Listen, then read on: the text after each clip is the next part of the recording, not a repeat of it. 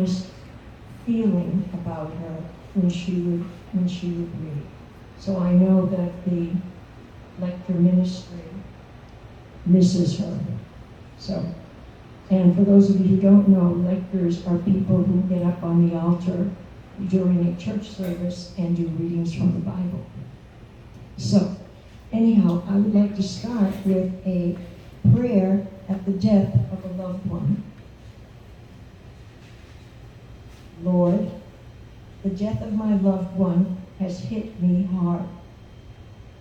Ours was a relationship built slowly over years of shared experiences. A friendship of that depth is beyond value, and I find memories of my loved one in many places.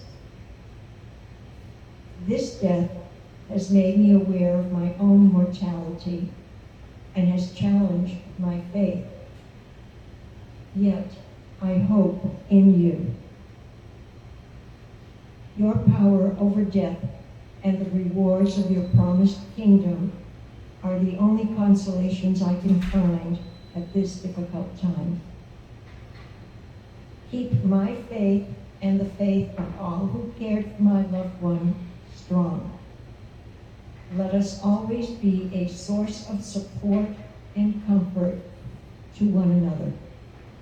Amen. Amen. Okay. And now, I'm having trouble with the light. And now, I would like to do a short reading from the Bible, from the book of Psalms. And this is a psalm of David. The Lord is my shepherd, there is nothing I lack. In green pastures, he makes me lie down. To still waters, he leads me.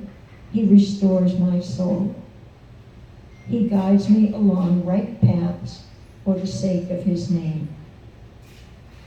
Even though I walk through the valley of the shadow of death, I will fear no evil, for you are with me.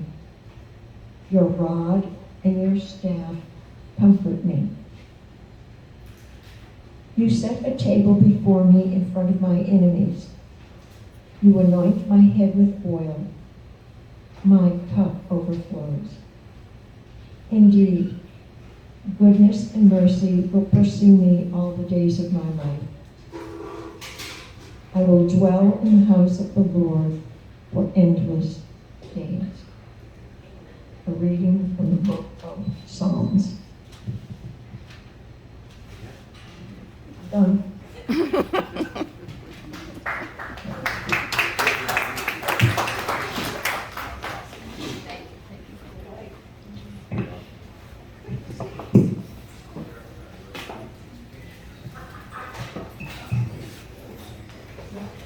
I have to put my glasses on because my arms aren't long enough anymore. First, I'd like to give some introductions with the family, the Lickiss family. I'd like to start with Pamela's mother, Colleen Lickiss. She is on Zoom today.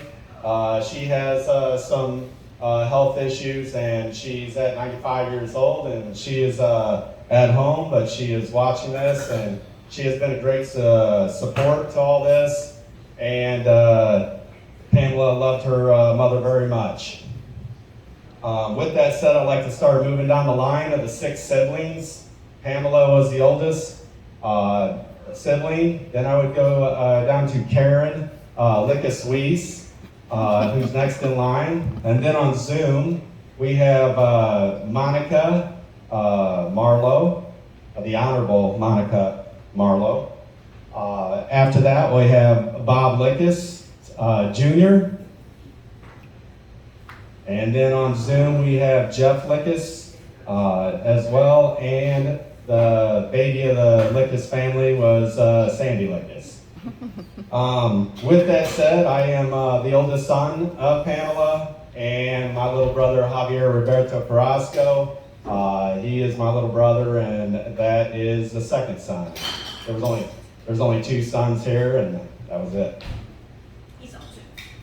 And we have Javier on Zoom as well. I would like to start off with,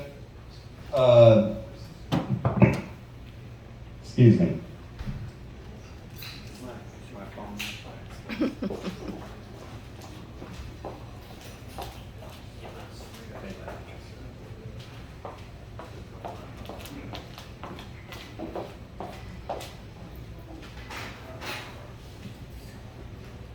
I would like to start off with going through an outline that I have of Pamela, and she had left behind, this is my story. I'm only going to read little bits and pieces of it, of her story, as I go through the outline. So I'll start off with the outline of Pamela was born September 1st, 1947 to Robert W. Lickiss Sr. and Colleen Lickiss in Murfreesboro, Illinois.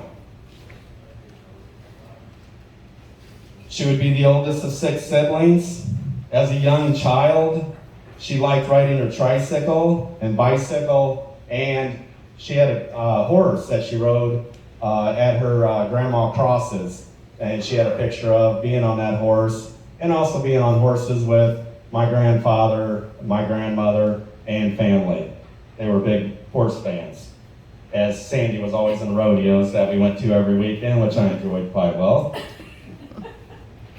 In 1959 to 1960, Pamela and her sisters Karen and Monica, they would be twirling batons together and out there on the road doing their little shows with twirling batons, and we also have a picture of that on this slideshow, all 3 of them together. We roll into 1964, and Pamela became Queen of Market Heights at a community outing there, and as my grandmother would say, she had a beautiful green dress on during this, and it really does look amazing when you look at the picture. That's also on one of these slides that you'll see go through if you see Pamela in her green dress. In 1966, Pamela would marry Jim Michael Harlishka, which would be my father at the time, and they would start their quest together. They would have their first son. That would be myself, James Kelsey Harlishka Lickiss, and that would be on 2/2 of 1967. We moved to November 7th of 1968, and Pamela would have a child, Shelley Jeanette Harlishka. To this day, I go and I visit her tombstone.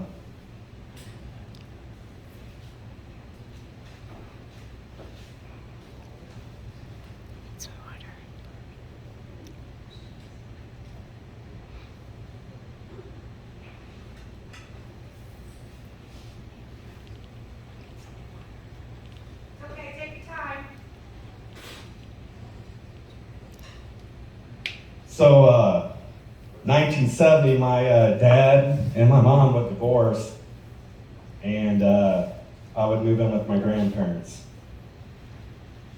So life would move on, and my mom was starting to reach certain adversaries in her life with drugs and alcohol. And I'm only bringing this up because I feel it's good to let everybody know this. So if a family member or a friend were to ever fall down this path, you can find a way to get out of this, as I found for my mother. You have to keep fighting that fight and never give up. My mom was a fighter. I look at her, and I, pardon my language, a certified badass, a warrior of life. She was that warrior. So then come through to 1978, May 12th of 1978, I'll never forget that phone call. I was in the kitchen with my grandmother, and Javier Roberto Carrasco Lickiss was born. And when he was born, I was so ecstatic. I remember running around the kitchen and running down the hallway. I got a little brother, this is awesome, you know? And before I knew it, my grandmother, where'd she go? She was already gone. Why was my grandmother gone? Because my little brother was in a very bad medical condition and didn't really know if he was going to make it at the time. But my grandmother is one of them people, she's always there.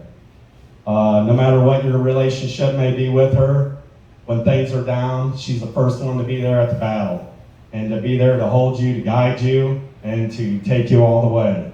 And I can't thank her enough for being in my life.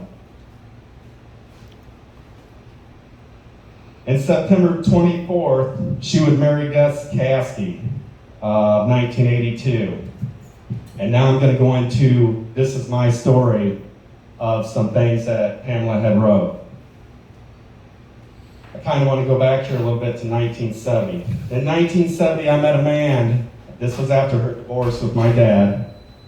In 1970, I met a man who was kind and helpful to me. Shortly after he turned me out to the life in which I turned out to be comfortable in, it was the norm for me to the powerless and in-controlling situation.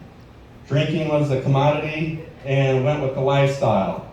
Drugs then came into the picture when I became more powerless over people and situations. I didn't have the tools to know better. In the 80s, I began to pull away from the life, but not the drinking. I was running with fast people and held real jobs. I worked as a hostess on the 95th floor of the Hancock Building in Chicago for a few months and moved on to Club Corporation of America at the Monroe Club on Monroe Street in Chicago. I started out as a cocktail server and worked my way to captain.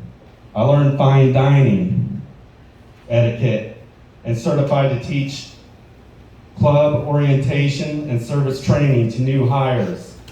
I was there 8 years and moved on to become a manager of a popular German restaurant in Chicago, which did not work out.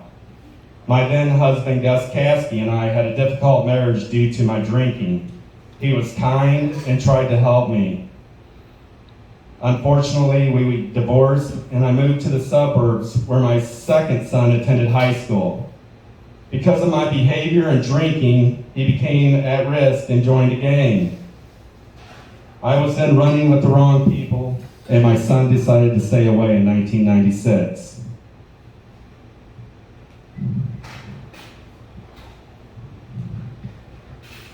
I hit rock bottom. I made a call and asked for help. A van picked me up, driven by a man named Earl. I remember being driven via the expressway to Haymarket Treatment Center, and while observing the Chicago skyline, it seemed as though I had just seen a movie and the credits were rolling. I reminisced about my whole life in Chicago. It was then I let go of unhealthy people for me. I checked into the Haymarket Treatment Center on Sagamon Street in Chicago. At the request of my mother, I went home to Peoria, Illinois to finish treatment. One thing that Pam did after she did, Pamela, is she wrote me a letter in 1997. I still have it 25 years later. This is a 3-page letter describing her life and her failures with me and her apology to me. And I was going through a bad time of my life during that time, and this letter hit me at the right time. And it was really an uplifting experience that I'll never forget. And this letter sits every time I have trouble. In 1999-2000, as she's in Peoria, Illinois, she would become in the Peoria Citizens Police Academy. In 2001, I'm going back to, this is my story. In 2001, my parents purchased a 2-bedroom home for me in Peoria to live in. During treatment, I was employed at the Hotel Pierre Marquette, the Peoria Civic Center, and a few years later was employed by Fayette Companies as a recovery support technician at the Knowles Center for Change, a treatment center for drugs and alcohol. I was a hospital advocate for domestic violence and sexual abuse through the Center for the Prevention of Abuse, formerly known as Women's Strength. I lectured at St. Philomeno Church and attended Bible studies, seminars, and attended a retreat. 2010, Pamela would attend Illinois Central College, studying psychology and Spanish. Spanish was a big hobby of hers, as when I was going through her stuff back in November 23rd, when I went to remove her stuff from her apartment, and she had books and books and books and discs on Spanish. So that was one of her big hobbies. Then in 2014, she would put, Daddy passed away May 6, 2014. Near the end, he was in hospice wing at a nursing home. May 6, 2014, my sister phoned and instructed me to go there right away. I was at his bedside when he passed. I then left Peoria and went to Denver, where my youngest son, Javier, lives with my granddaughter, Amaya. I would also like to say Javier is on Zoom with his family, Elizabeth, Amaya, and Peyton.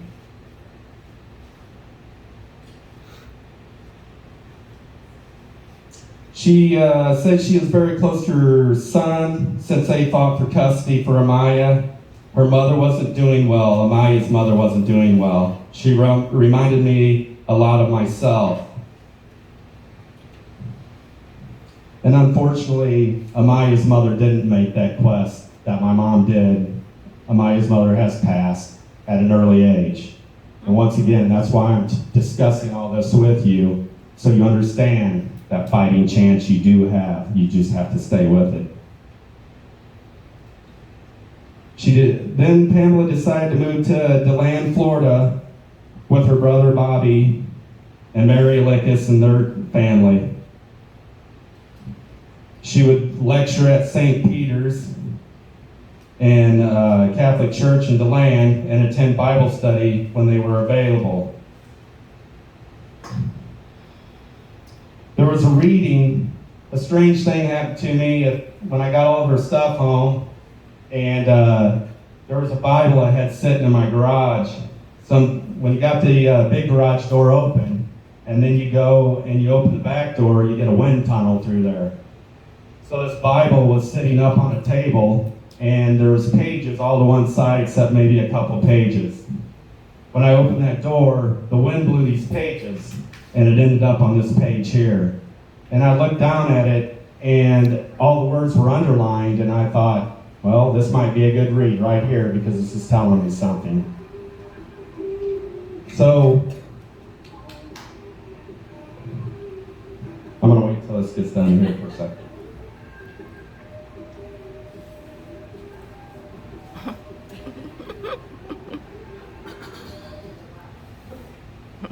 All right, I know a lot about technology, but there's little glitches here, okay? All right. So I'd like to read this. Never let evil talk past your lips. Say only the good things men, women need to hear. Things that will really help them. Do nothing that will sadden the Holy Spirit with whom you were sealed against the day of redemption. Get rid of all bitterness, all passion, all anger, harsh words, slander, and malice of every kind. In place of these, be kind to one another, compassionate, mutually forgiving, just as God has forgiven you in Christ. I take those words to heart now, and I challenge everybody to follow those words. Those are good words. We all need to love each other, and it is so easy to disagree, to hate, but the biggest thing is to love and to be apologetic, to have forgiveness. You know, always remember, those that trespass on you, they need to be forgiven, so those that you trespassed on will forgive you. Pamela would also work at Daytona Beach, Orange City Racing and Card Company. She was a supervisor there. Part of this story here was to get her gaming license. She had to jump through some major hoops. I was reading the story, and she said, this will pass just like a kidney stone does, sooner or later. With that said, she lived at U.S. Manor, where she was quite the character there. They would always say, Pamela must be doing this. My Uncle Bob and Mary were up in the room, and there's that little alarm that goes off. If you pull down, you fall in the restroom and you need help at that time. And they said this alarm was going off, and maintenance came up to her and said, "Hey, are you pulling on that alarm?" They're like, "No." And so they shut it off thinking it was a malfunction, and they go down there again, and the alarm goes off again. And they said, "Pamela's messing with us one more time." And I think she was messing with all of us, because the last 2 months I've been pushed hard in different directions. Our long talks back in May when I was with her, we had some amazing talks, and I'm glad that happened. I actually saw her the one day. 2 days later, my wife and I, Tammy Lickiss, who's been a very great supporter to me,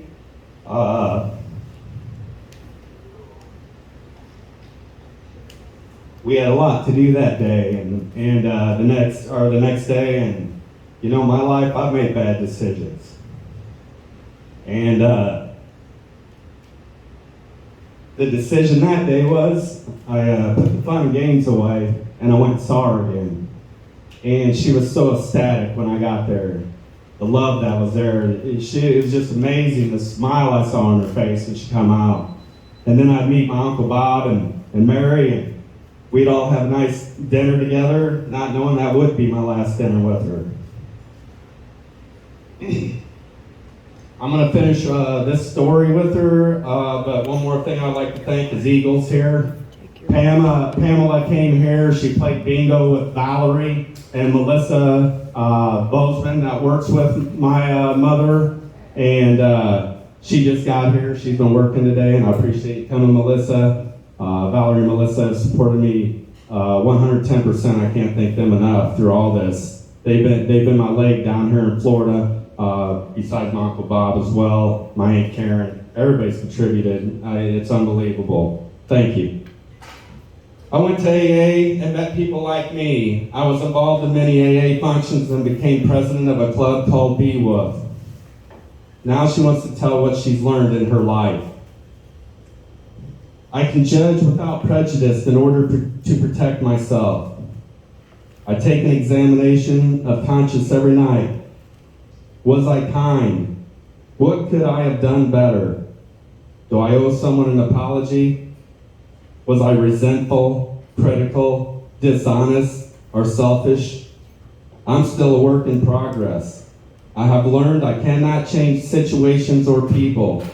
I can only change myself to adjust. I can change my way of thinking and lead by example. I think those are great words for her to leave for her sons, to read that and to follow that. I would just like to talk a little bit about my experience with my mom. Even though she wasn't in my life and my grandparents raised me, my mom was always in my life. She sent me those birthday gifts. She came home at times for holidays to spend with all of us, and I enjoyed every time. I couldn't wait. I was so anxious. I just couldn't wait till my mom got there. I remember that. Then she would leave. When she would leave, you know, I'd find that blanket she had as a little kid, and I'd keep that blanket with me tight in my arms and could smell her until that smell went away. I remember the visits up in Chicago with her. I had a great time up there when I go up into Chicago and visit her. It was just a great moment. I would say, you know, she didn't raise me, but at the end of the day, every time I saw my mom, it was nothing but respect. We never had a bad moment. There just weren't bad moments. We may had a little disagreement about something, you know, and that would come down to drugs and alcohol, but at the end of the day, we had a great relationship. My mom and I would get together, such as when I was in here in May, and I remember we were laughing so hard I had to pull over. My mom had this contagious laughter, smile that was unbelievable, and if I get in my mode, I can really bring that humor, and I had her laughing so hard, and I just remember her looking at me, and when we pulled back up to her apartment place, and she was like, "I needed all that, Kelsey. I needed it, and you brought it, and I thank you for that." And then we just kind of sat there and looked at each other, and Kind of reminded me of those cowboys on a horse going back to Sandy's rodeo days. And it's kind of like my mom knew something good wasn't up ahead, and I was sensing that as well. And I felt like we were she was on one side with the horse, and I was on the other side of the horse, and there was a steer in the middle, and she said, "All right, Kelsey, I got one last thing to tell you." And we both looked at each other, and we nodded, and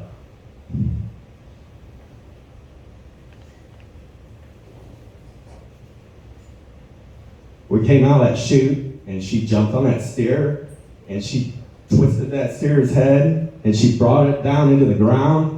And as she was successfully did what a cowgirl would do, she took the bull, or she took the steer by the horns, and she drove it into the ground. And then as I turned around, she said, "And that's how life is, Kelsey." And she brushed the dust off her chest, and she said, "I'm giving the reins to you." Another thing she told me that day, before she got out of that truck and she kissed me on the cheek, don't let people rent space in your mind. Love, laugh, and live your life, Kelsey. There's a time for hate. There's time for love, and you need to move forward with that love. And I remember she gave me that kiss again. She would get out of the truck. My truck was backed into the parking space, and as she walked away, I looked over at her. I could see her, and it was weird. We turned our heads at the same time. I looked in the mirror, and I could see her looking at me, and we both gave that big wave to each other, and that big contagious smile that she had, and she gave a big kiss to me. And she waved, and I don't even know why I thought that, but I said, if that's the last time I see her, that is the picture I always want in my head, was that last moment. And I'm so glad that moment happened. I'm glad I made a good decision for once in my life.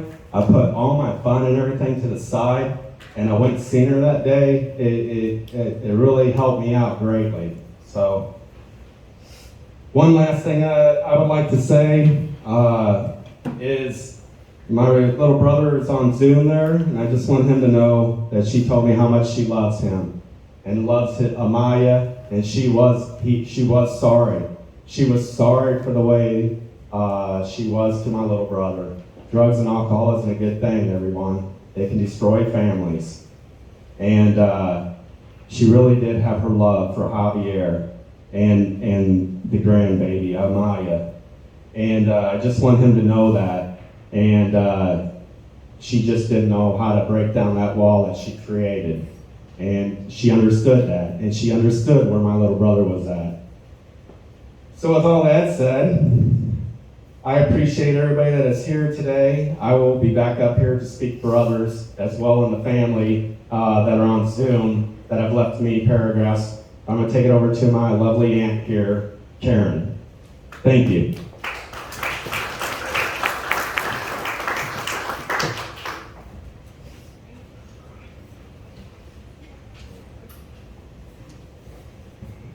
Well, it's hard to start talking when you're crying. That was beautiful, Kelsey.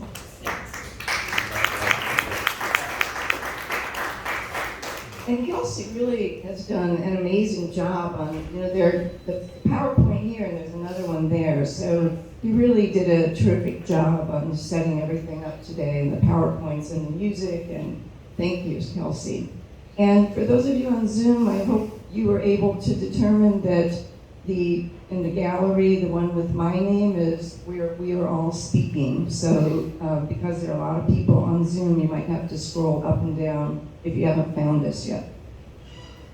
So Pamela was my older sister by 3 years. I'm the second born of the 6 children.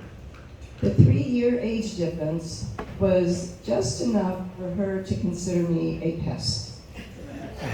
But she did introduce me to the Stevie Wonder song Fingertips in 1962. I was so excited that she shared that with me. She also taught me how to roll up my skirt waistbands after we left the house, we could have short skirts when we went to school. So my mother never knew. You got home and you lowered your skirt again. Sorry, Mom. I always considered her the prettiest of all the girls. Sorry, Monica, Cindy. But Pamela was Miss Marquette Heights. And I don't think any of us accomplished that. So, as you heard, Pam has overcome many difficulties in her life.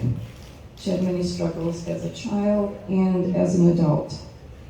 My parents never gave up on her and were there for her when she needed them most. When she spoke at our father's funeral, she reminded us all of how much they were there for her, and my dad so much was there for her. And then she was there for him when he was ill. He was ill for several years, and she was always there for him. She loved him dearly. He misses him. That's proud too. Okay, my friend Jerry told me to bring my water up.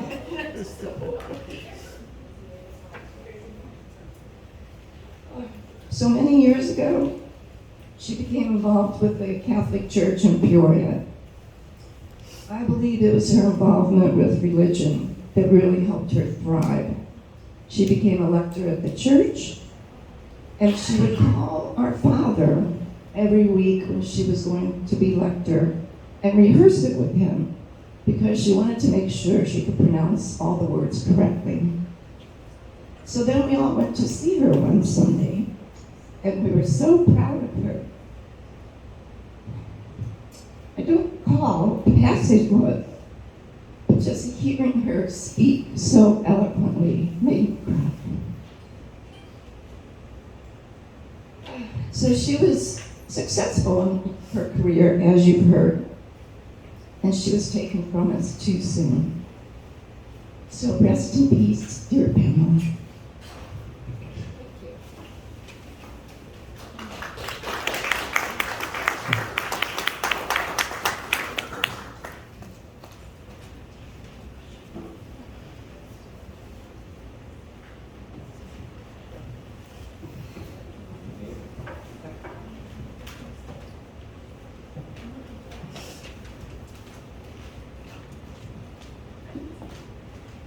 My Aunt Monica, she was the next sibling down from Karen.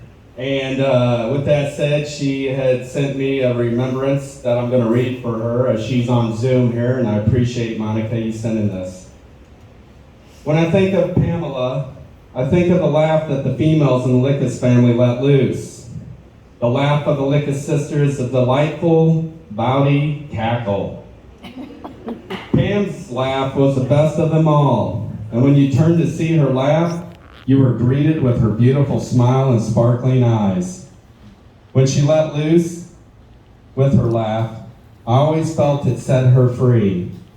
I have no doubt that her energy, transformed in the afterlife, was announced by her immediately finding humor in something and letting loose with her unforgettable laugh. Thank you, Monica.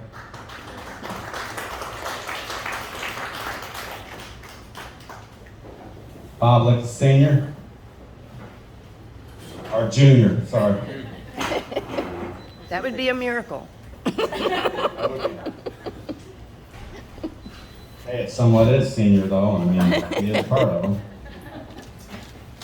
Everybody hear me okay? Yeah.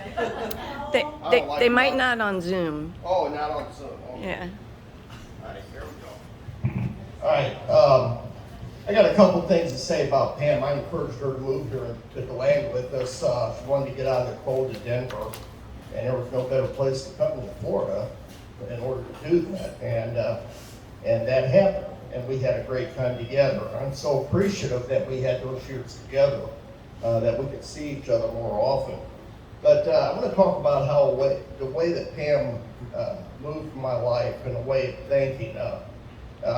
For those of you that don't know me, I'm a retired policeman of 30 years, and one day when I was still in Illinois working as a policeman, I just happened to mention to her we had a house in a really bad neighborhood And the people weren't bad. It was just a rough neighborhood. The houses were old, but this one elderly lady really had a bad situation. Little backyard, probably with 100 chickens and just as many rabbits running around. A lot of dogs and cats. House was in bad shape. Neighbors were complaining, and I had talked to the woman a few times, and she had some mental health issues. It was hard to talk to her.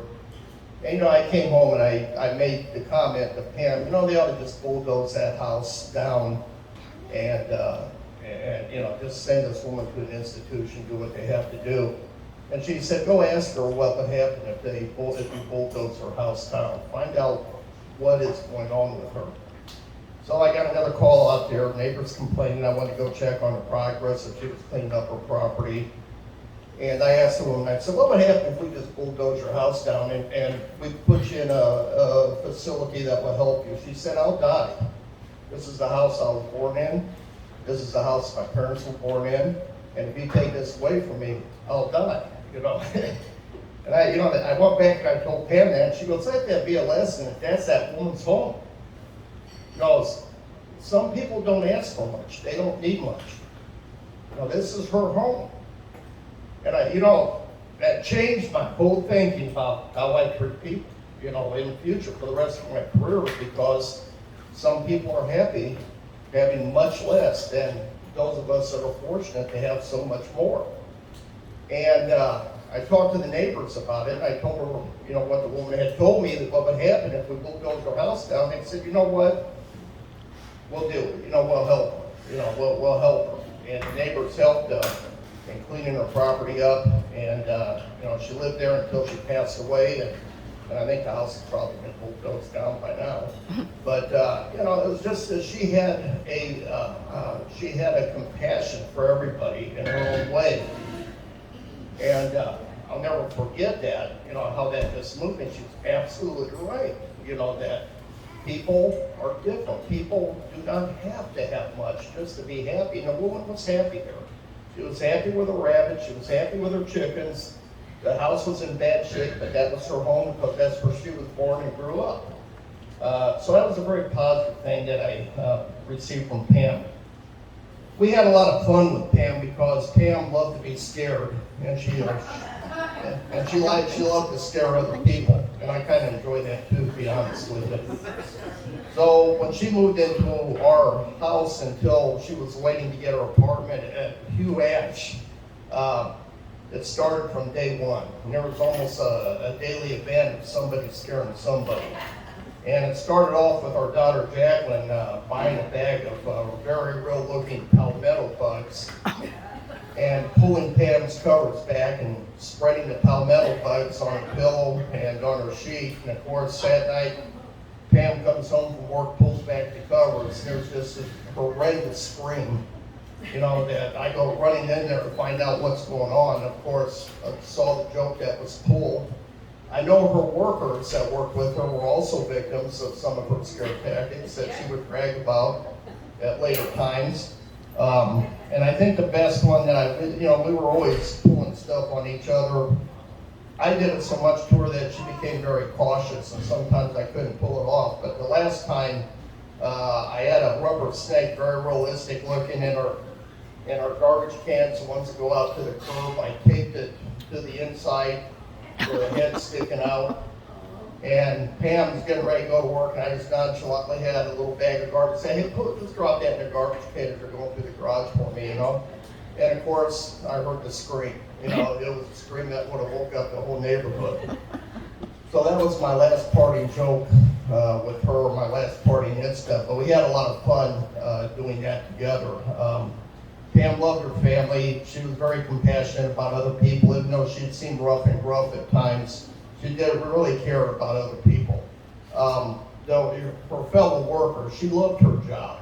You know, that's all she talked about was how much she enjoyed her job, and you know, it was therapy for her in a way, and it was there we go again. Anyway, it was her social event of the day, and she told me that her friends at work, her co-workers, the customers, that she had developed friendships with, were very important to her. And I want to thank all of you that are here who contributed to that, because that made her life very pleasant. And there would be times, as you know, she came into work, she had a foot problem, she'd be very sore, but she still would be tough and come into work because she didn't want to miss seeing you guys. And she told me that. I want to thank everybody that's here today that's paying tribute to Pam, and I want to thank everybody that helped put this together.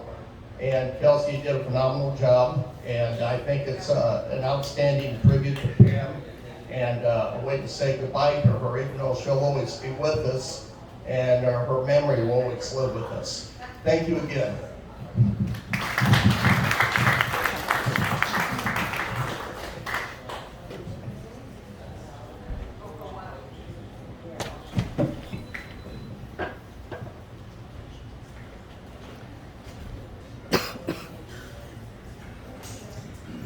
I would like to go down to the next sibling, which would be Jeff Lickiss, who is on Zoom today as well. And he would write Pamela's tribute. As her brother, writing a eulogy to Pam has been difficult because I am still in disbelief that we have lost her. Although she had health issues earlier in the year, I truly believe there was a good chance she would outlive me given her perseverance. I want to share what I felt Pam's strongest traits was and the example she set for me. I also want to share what I am going to miss most about Pam. In my opinion, Pam's strongest attribute was her perseverance.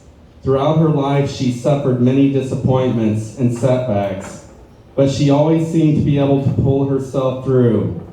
Many times with the love and help of her family, and emerged stronger, happier, and with continued persistence. She found strength in her love of life and belief in God. I have learned from Pam that life is full of second and third chances. She has been an inspiration for me. The thing I'm going to miss most of Pam in our conversations was the last several years.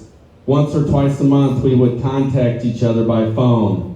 The conversation started one of two ways, with one of us starting by saying, "Hey, how is everything?" Or, "Hey, you're not going to believe this shit." Inevitably, the conversations would end with laughter. I could imagine her smile, and she always ended the conversation with, "Jeff, I love you." Pam, I love and miss you, your brother, Jeff. Thank you.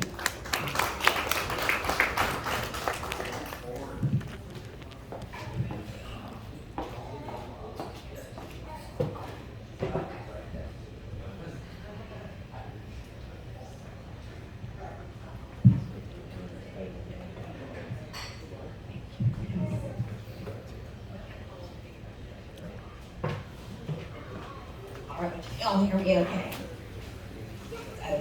I will tell you, I have dysphonia. So you all remember Catherine Hepburn. She had a really shaky voice. Closer. She had a really shaky, is that better? Yeah, better. Okay, so I have dysphonia. It's just like Catherine Hepburn, she had the really shaky voice. So I just want y'all to know I'm not as terrified as I sound. But that's lack of control of the vocal cord. I wanted to start just because I want to be able to make through this with a funny story about Pam. When I was very little, I had to be less than 10, and of course I was a smart aleck. But there were a bunch of us in the living room, and a lot of people were talking, and some of us were watching TV. And Pam said, "Hey, can anybody read lips?" And of course I was a smart aleck. I was like, "Yeah, what you need?" And she said, "What are they saying on TV?"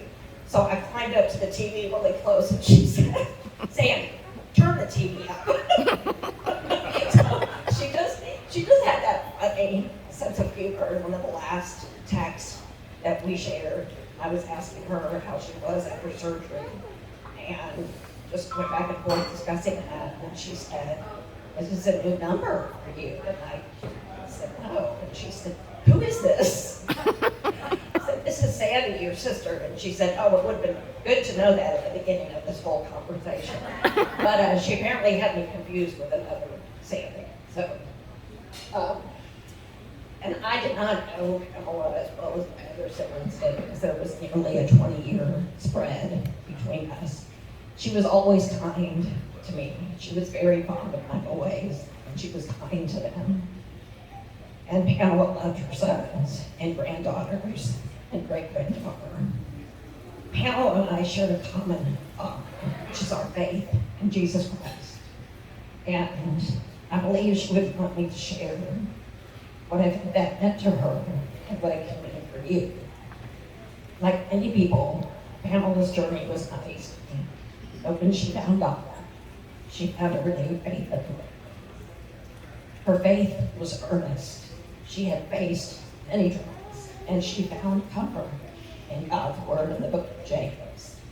It says, consider it pure joy whenever you face trials of many kinds, because you know that the testing of your faith develops perseverance, which must finish its work so that you may be mature, complete, not lacking anything.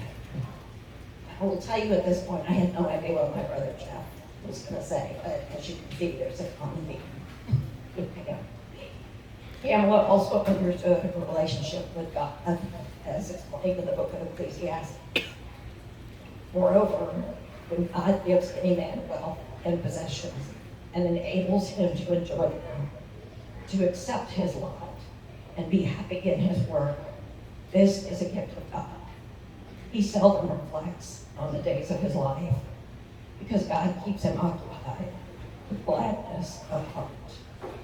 And as you heard from my brother Bobby, Pamela loved her job, and she loved her coworkers and her customers. And she loved the people here at the fraternal order. She really enjoyed working and interacting with people. And as you heard a number of times, she was funny with a beautiful smile and a contagious laughter.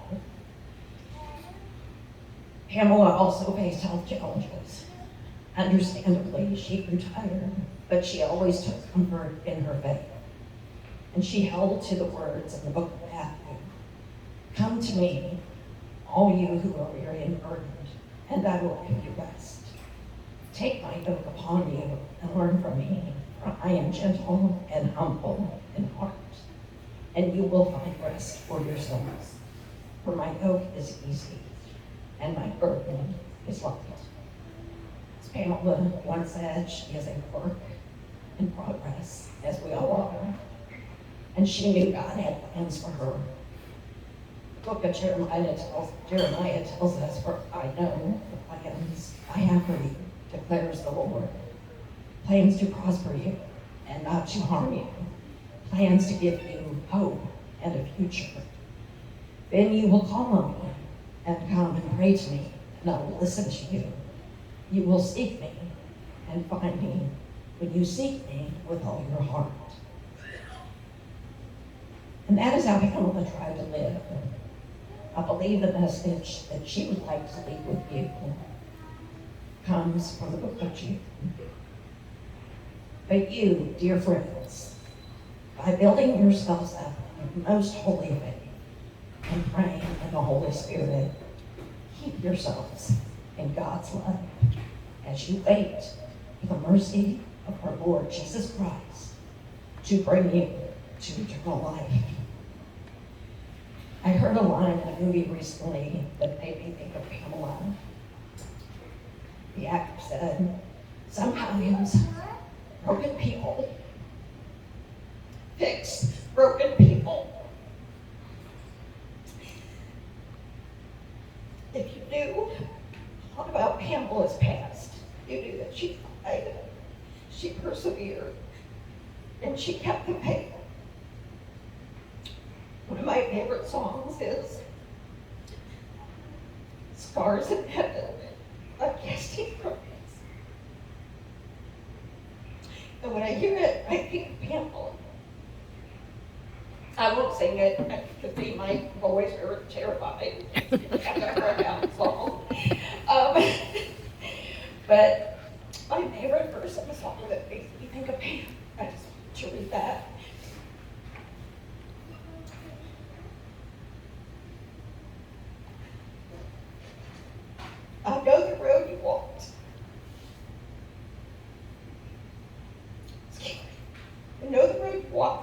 anything but easy. You picked up your share of scars along the way.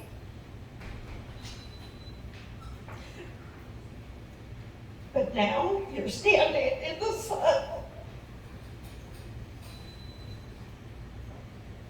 You have fought your fight, and your race is run.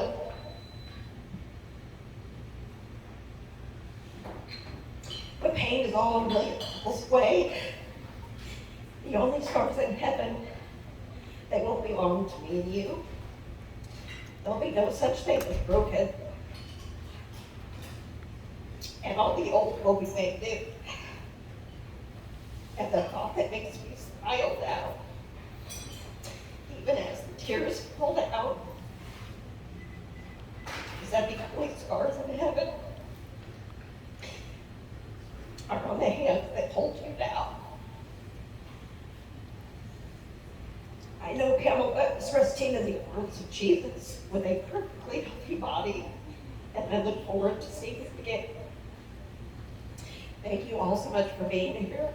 If you are here, you meant something to Pamela, and you mean something to me for that. She smiled brightly on us today. Thank you.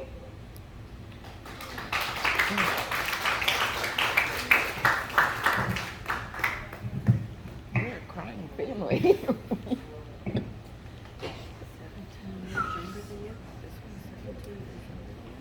14 years younger, but 17 years.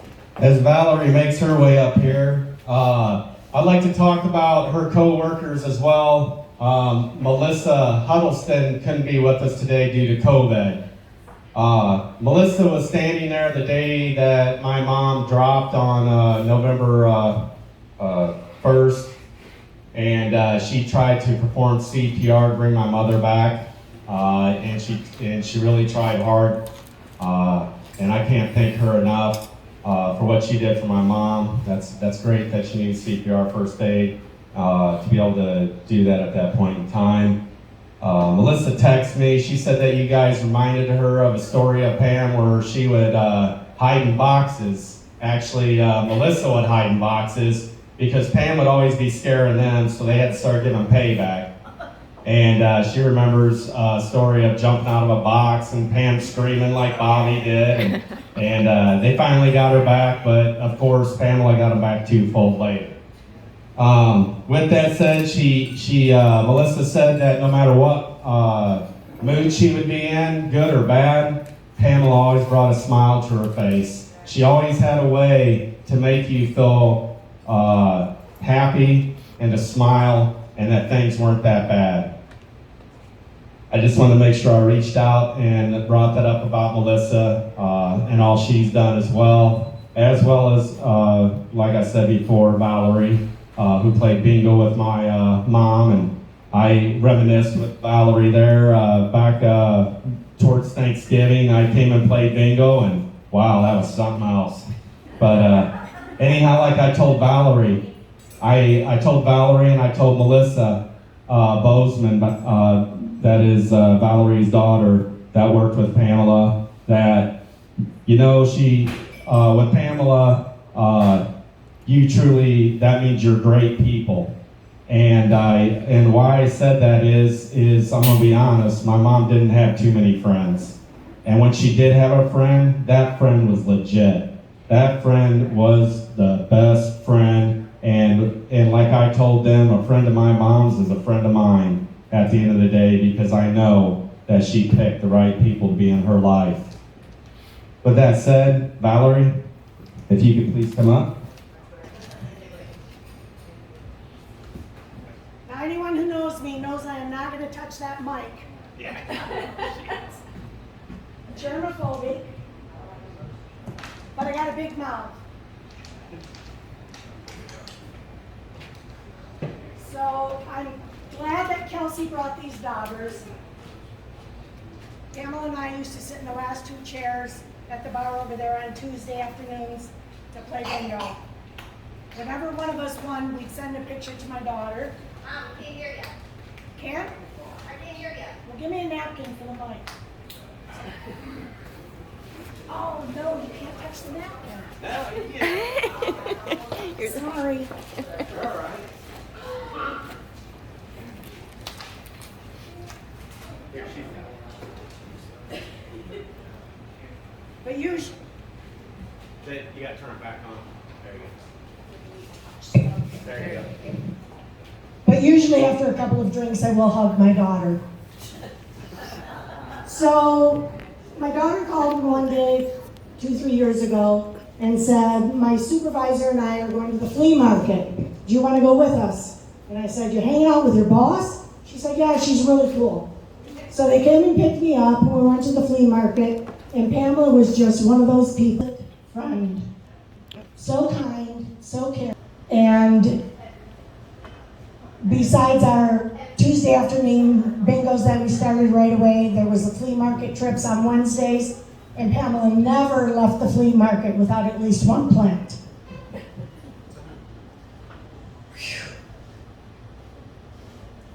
So we always sat at the last two seats, and Pamela would be in the middle, and Dave would be on the other side of her.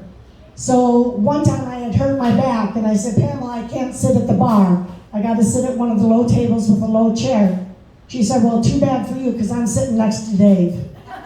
Raise your hand, Dave. That was her bingo buddy, too. My ex-husband, Melissa's father, also lived at Hugh Ash Manor, and Pamela said she could not cook for one. So the last few years that my ex-husband lived there, she made him meals, and when he got cancer, she helped to take care of him and took him food, and when he got so he couldn't eat at the end, she would take him jellos and puddings. She was just that kind of person. And one of the last few times I saw Pamela, she said, you always say, this is my daughter's supervisor and my friend. She said, can you just leave my daughter's supervisor off? Because Valerie, we are friends. So Pamela, my friend, I will miss you.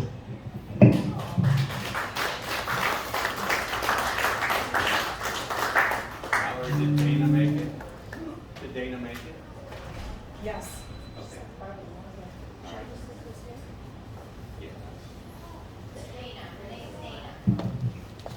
He knows her name. Dana?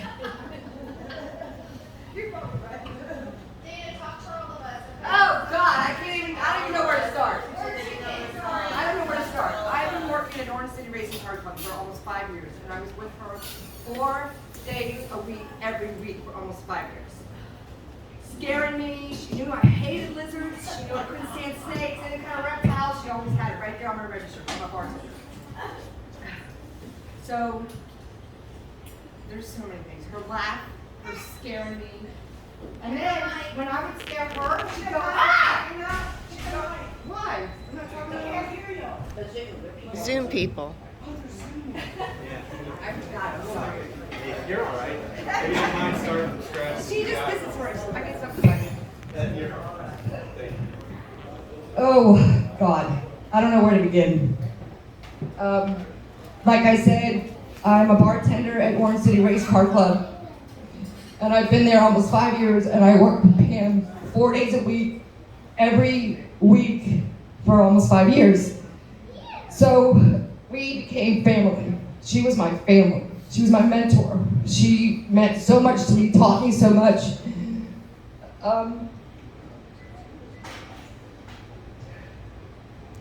I miss her so much.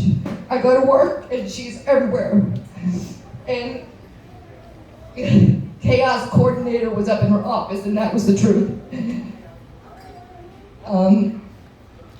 She would scare me all the time. And I would scare her, but then she'd go, "Wah!" And it would scare me even more, so I couldn't get even with her.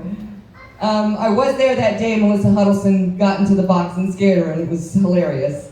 Her laugh was just contagious and just made you so happy. She was so much fun to work with. One day we were working together, and I was singing a song because they played music, and she's like, "What are you singing?" And I said, This is a Bohemian Rhapsody. This is Queen. You don't know Queen? You don't know Freddie Mercury?" And she said, "No, who is that? I like that song. I said, Pamela, you don't know Freddie Mercury? She was like, no. So I said, Google him. Get on your laptop right now and Google him. And after that, every day she would come in and go, I cannot believe how sexy this man is, and I never knew him. I can watch him videos morning and night all day long. And I'm like, oh my God. Little stories like that. She was just an incredible person, had an incredible soul. She would come up to me and she would ask me a question, and I would go to answer it, and she'd be like, I don't even know why I'm talking to you, and she'd walk away. I'd be like, why did you even ask me that? She goes, well, I didn't need a paragraph, I just needed an answer. I was like, okay. I laughed with her all day long, all the time, and I miss her deeply. And I see all the flowers on the table. She was so, like we have a grab and go where you have Diet Pepsis and Mountain Dews and sandwiches and stuff that you grab. And she, every Valentine's Day, St. Patrick's Day, Super Bowl, Thanksgiving, Christmas, she always decorated it. And she used to put on the to-go boxes, she used to buy stickers that says thank you or have a good day. And she'd take the time and take those stamps and put them on the to-go boxes. And the employees and all the customers loved it. She's got these little bins that has all the holiday ones, and I still keep that tradition for her. I love her very much, and she will always be in my heart, and I always think about her laugh. God bless you guys. Thank you.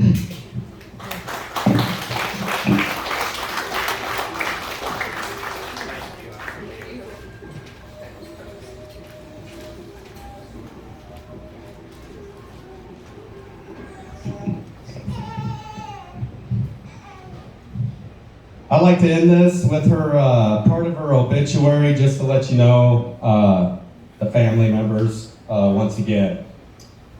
Pamela is survived by her sons, James Kelsey Lickiss, Tammy Lickiss of Market Heights, Illinois, Javier Roberto Carrasco, Elizabeth of Denver, Colorado, granddaughters, Shelby, which is my daughter, and Amaya and Tobiah, that is Javier's daughter. I have a great-granddaughter as well for my daughter Shelby, Halen. That would be a great-granddaughter to my mom. And then her mother, Colleen Lickiss of Market Heights, Illinois. Her sisters, Dr. Karen Scott Weiss of DeLand, Florida. The Honorable Monica Stewart Marlowe of Redding, California. Sandy Michael Isom of Germantown, Tennessee. Brothers Robert, Mary Lickiss Jr. of DeLand, Florida. Jeff, Vicky Lickiss of Havana, Illinois. Pamela had 11 nephews and nieces and 12 great-nephews and nieces. Pamela was preceded in death by her infant daughter, Shelley Jeanette Harlishka, and her father, Robert W. Lickiss Sr. With all that said, I wanted to thank everybody that has helped, starting with the whole Lickiss family. You've always been in my corner from day one, and you never left. You're all on that other horse on the other side still, and we're still taking them steers down. And I can't thank you guys. You picked me up greatly. My grandmother, I'm sorry that she couldn't make it here.